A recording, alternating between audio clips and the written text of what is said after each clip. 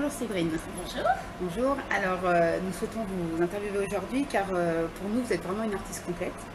Donc, pour un petit peu resituer les choses pour nos membres, dans les débuts des années 90, vous avez décroché votre premier rôle à la télé.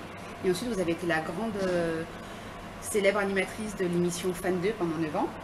Exactement. Et en milieu, pourtant parallèle de ces projets, vous avez toujours eu un premier amour, ce sont le théâtre, c'est le théâtre, les planches de théâtre. Et du coup, depuis quelques années, vous êtes lancée dans un nouveau projet. Vous êtes la fondatrice de l'agence My Agency, qui est spécialisée, qui est dédiée sur le mannequinat enfants et adolescents. Tout à fait. Donc on peut dire que vous êtes une vraie businesswoman. On essaye en tout cas. Oui, c'est ce que... C'est vrai que j'ai toujours été multicorde. En fait, dans ma façon de procéder depuis que je suis toute petite, mes exemples étaient américains. C'est-à-dire que j'étais fan de Shirley Temple, de Will Smith. Ce que j'aimais, c'est qu'en fait, ils me touchaient à tout. Et c'est vrai qu'en France, à l'époque, et encore un petit peu aujourd'hui, mais quoi qu'on a un petit peu ouvert la brèche, on dira, c'est vrai qu'il faut vraiment se spécialiser dans une catégorie. C'est-à-dire que moi, ce que j'ai choisi, je compare souvent notre métier à un grand arbre, d'accord, avec plein de branches. Et moi, j'aime batifoler de branche en branche. Pourquoi? Parce que j'aime profondément cet univers, ce métier. Et je me dis qu'il est tellement aléatoire, c'est tellement difficile, et c'est de plus en plus difficile, que si à un moment ça se passe mal dans une des catégories que j'ai choisies, par exemple, je dis n'importe quoi, la chanson, je pourrais toujours passer à une autre branche qui est la comédie, et passer à une autre branche qui est l'écriture, et passer à une autre branche qui est le stylisme, et passer à une autre branche qui est la comédie.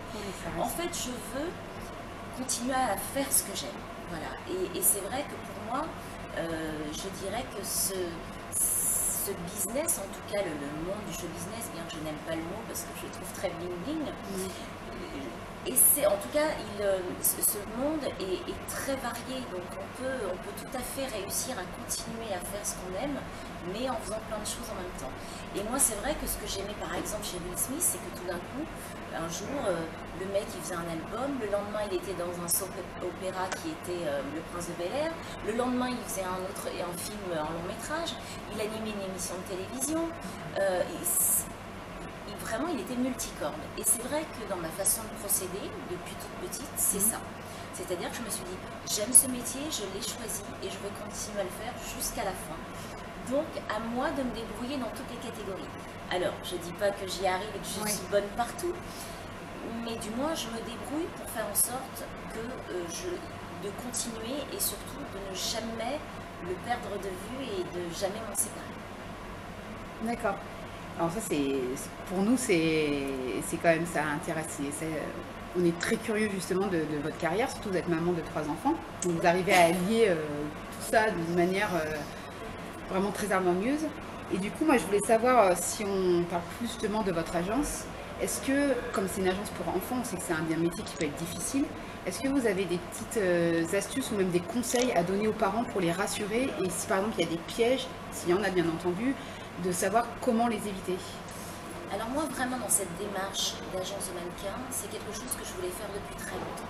Quand on me connaît, depuis l'âge de 17 ans, moi je fais des castings depuis que j'ai 4 ans. Et c'est vrai que j'ai eu l'occasion de côtoyer les mamans en tant qu'enfant. J'ai côtoyé évidemment plein de copines, plein de copains qui aujourd'hui ont aussi des carrières. Et nous, à l'époque, c'était vraiment très bon enfant. C'est-à-dire qu'on pouvait attendre pendant 3 heures pendant un casting. De temps en temps, on allait pour une pub, pour un shampoing, on se retrouvait avec des chauves qui étaient là. Oui, en fait, c'était un petit peu au petit bonheur la chance. Oui, mais c'était génial parce qu'on s'est vraiment amusé.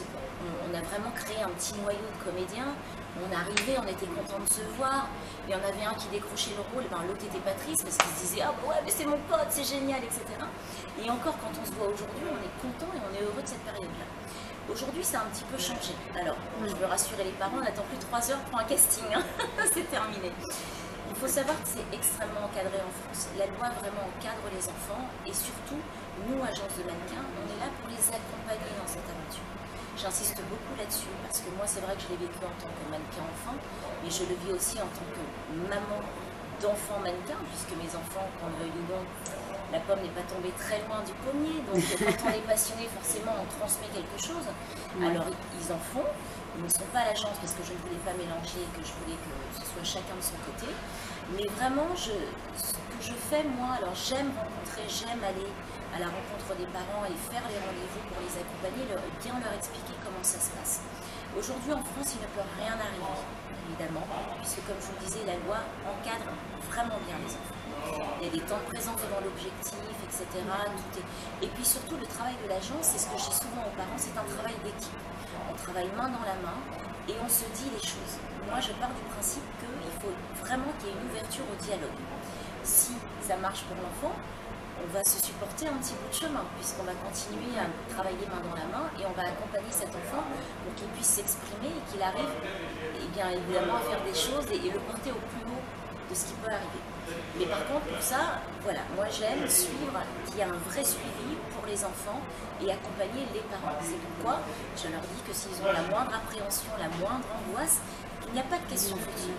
Il n'y a aucune question, il n'y a pas de question idiote. Ils peuvent se permettre de m'appeler en me disant écoutez, voilà, là je me pose telle question, cette nuit j'ai rêvé que voilà, mon enfant, eh bien, on l'avait un petit peu forcé à faire ci ou ça. Voilà, je suis là pour les accompagner et de par mon expérience, c'est aussi quelque chose qui était essentiel pour moi de transmettre. J'ai eu à un moment des mains qui se sont tendues vers moi pour m'aider à accéder à cette voie que j'avais choisie. Et aujourd'hui, je trouve ça tout à fait logique, c'est une continuité évidente et logique finalement de ce que j'ai vécu, parce qu'aujourd'hui j'ai envie de transmettre et j'ai envie de partager la chance que j'ai eue aussi. Et ça passe aussi par le conseil et par l'accompagnement. C'est essentiel pour moi et c'est en tout cas ce que je veux garder au sein de l'agence aussi. D'essayer d'avoir quelque chose, d'essayer d'avoir des rapports en tout cas très, très conviviaux et familiaux. J'ai envie qu'en effet, les parents, ils passent à l'agence, on se voit, on est content, ils nous envoient un petit message. Quand un petit commence un tournage, j'envoie un petit message. Voilà, je tiens et je veux vraiment, ce que j'espère, c'est que l'agence explose encore plus, mais je ferai tout pour garder cet esprit familial. D'accord. Donc là, justement, vous venez de dire que vous vouliez transmettre justement ce qu'on a pu vous transmettre aussi. Et on a remarqué qu'en parallèle, vous jouez aux pièces de théâtre ma première fois, donc vous transmettez aussi une autre manière au public. Donc dites-nous comment vous alliez les événements de l'agence et les soirs où vous jouez au théâtre. Comment faites-vous? Quelle est votre astuce? Alors en ce moment, je joue une pièce de théâtre qui s'appelle C'est pas du tout ce que tu crois, avec Norbert Tarrer et Daniel Evenou. On est en tournée. C'est vrai qu'en effet, au niveau de l'organisation, de toute façon, tout est une question d'organisation. C'est vrai que je m'arrache un peu les cheveux de temps en temps quand je suis soit d'un côté, là on m'appelle, hop, je suis dans un bus, enfin bon, c'est compliqué. Mais en tout cas, c'est vrai que il faut déjà avoir confiance, vraiment une réelle confiance en les personnes qui vous accompagnent, notamment ses associés, je crois avoir trouvé les bons. En tout cas, ça se passe bien. Et puis surtout, de partir l'esprit tranquille. Je sais que j'ai mes parents qui sont à mes côtés, j'ai mon mari, voilà, et puis j'ai des enfants qui sont qui comprennent tout à fait la situation, qui savent que quand je m'en vais, je suis heureuse de partir parce que je vais faire le métier que j'aime.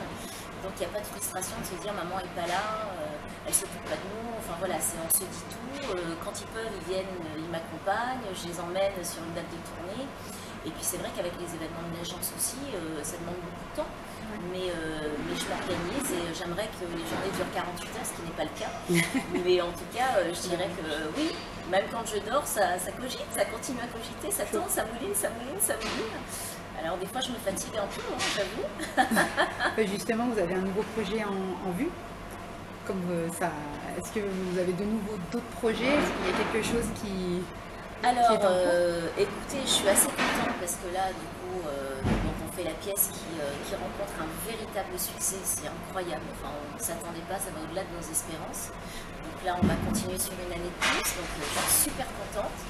Et en parallèle, on m'a proposé à partir d'octobre la tournée Born in 90, donc une tournée autour des années 90. Donc je serai chef d'orchestre, du coup, la Madame Loyale de cet événement. Et c'est surtout que tous les copains des années 90, tous les amis artistes, ont décidé aussi de partir avec nous. C'est-à-dire que c'était très rigolo parce que quand on me l'a proposé, moi j'ai appelé des potes, j'ai appelé les Walls ont appelé les autres, Princesse Erika a appelé Asia. Et tout s'est fait vraiment dans une jolie humeur et vraiment, enfin, on est tous hyper heureux à chaque fois qu'on se voit pour la promotion, etc., de se retrouver. Et on se dit qu'on est en train de travailler dessus en ce moment et ça va être énorme. Et on finit le 21 décembre à la Corotel Arena à Paris. D'accord. Et ça va être vraiment un très très bel événement et puis surtout une totale immersion dans les années 90. Donc avis aux fans des années 90, si vous avez envie de vous éclater, et bien à partir d'octobre 2019 dans tous les zéniths de France et de Belgique. Voilà, de découvrir ça. Si vous deviez vous décrire en un mot, lequel choisirez-vous? En un mot, je dirais en un adjectif, je dirais passionné. La passion, c'est tout. C'est-à-dire qu'on fait un métier formidable. On fait un métier certes trop petit pour moi. Je fais, tu sais quoi? Il n'y a pas de petits rôles. On ne dénigre pas les petits rôles. Les petits rôles te permettent d'apprendre, d'être sur un tournage, de sentir l'ambiance, de voir comment la technique marche, comment le chef opérateur travaille, comment le travail de mise en scène est fait, comment on voit une feuille de service, comment on découpe un scénario. Tout ça est extrêmement important, même quand tu es comédien, pour avancer dans ton jeu. Donc, il faut vraiment savoir accepter aussi des petites choses qui, peut-être, te paraissent pas très valorisantes, mais moi, j'ai tout accepté au début.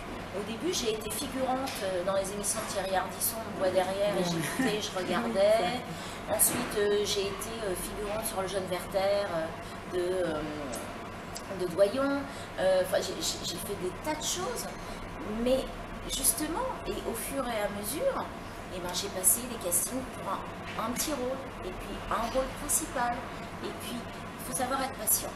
Il n'y a pas de... Malheureusement, ça peut démarrer très vite, et puis des fois, ça peut prendre plus de temps aussi. Mais alors, vraiment, j'insiste sur un point essentiel. Oui. Tout est une question de travail. On n'y arrive pas sans travail. C'est-à-dire que si tu ne bosses pas, si tu n'apprends pas, si tu penses que tout va arriver et que tout d'un coup, tu vas être le rôle, etc., et que tu vas y arriver finger in the nose, ça n'existe pas. Tu peux être repéré par un casting sauvage, par exemple. Mais après, il y a aussi du travail derrière. Alors moi, je pars du principe qu'en effet, tu as un vrai facteur chance. La chance, il faut l'avoir. Sinon, c'est une histoire de belles rencontres, c'est une histoire de traverser un jour et te dire, je ne vais pas prendre cette route-là aujourd'hui, je vais plutôt prendre celle-là.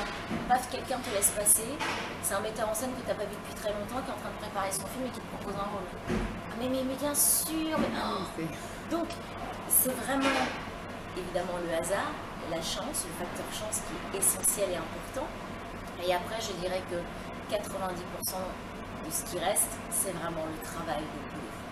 Donc, travailler, ça n'arrive pas comme ça, travailler, il faut donner du vôtre, il faut vraiment être toujours à l'affût des choses. Si vous aimez le théâtre, cherchez des textes qui vous plaisent, travaillez ces textes, c'est vraiment hyper important. Donc, ce qu'on va retenir justement dans ce que vous venez de dire, c'est que le conseil que vous pouvez donner à nos membres, ce serait le travail, et en même temps aussi beaucoup de passion. Et bien entendu, si la chance est là, c'est que du plus. Si la chance est là, j'ai envie de vous dire, c'est waouh. Mais en effet, c'est du travail, de l'investissement. Et puis surtout, croire en ses rêves. Même si c'est vrai qu'on le dit très souvent. Mais si malheureusement, déjà à la base, on se dit que de toute façon, c'est déjà fichu d'avance, ça ne viendra jamais. C'est-à-dire que même dans des moments de déception, même dans des moments d'échec, parce qu'on en a, de temps en temps on va passer un casting, on va être second choix et on va se dire c'est pas possible, ça fait 5 castings que je passe, je suis en second choix à chaque fois. Non, il faut toujours retirer quelque chose de positif de ça et de se dire que si tu es second choix, c'est que déjà il y a eu un énorme tri qui a été effectué de personnes qui ont passé le casting, et de deux, c'est que tu n'as pas laissé indifférent. C'est que justement, tu as su interpeller la personne qui a eu envie de travailler avec toi. Certes, son choix s'est focalisé sur quelqu'un d'autre, mais quand même, tu restes dans l'esprit de cette personne-là, et que peut-être, probablement, ce ne sera pas sur ce projet-là en particulier, mais s'il y a un autre projet qui arrive, elle pensera à toi. Moi, j'entends souvent des gens qui me disent « Ah ouais, je suis allée aux essais, je ne sentais pas, de toute façon, j'ai foiré le truc, j'en ai rien à fiche. » Non, parce qu'un essai, c'est important. Peu importe, il faut tout donner pour ne jamais rien regretter. Te dire, j'ai tout donné, moi je suis fière de ce que j'ai fait, bon, ça n'a pas fonctionné, tant pis. Mais se dire que peut-être il y a quelque chose de positif qui ressortira de ça. Merci beaucoup en tout cas, Sabine. Ça vous va? Très bien, c'est parfait, c'est dans la boîte. C'est ce qu'on essaie de dire. Et puis j'ai envie de vous dire bonne chance, accrochez-vous. Et puis vraiment, accrochez-vous. accrochez-vous parce que ça mérite, vraiment ce métier mérite d'être vécu et quand on le fait et quand on y arrive, c'est juste le pied. Merci.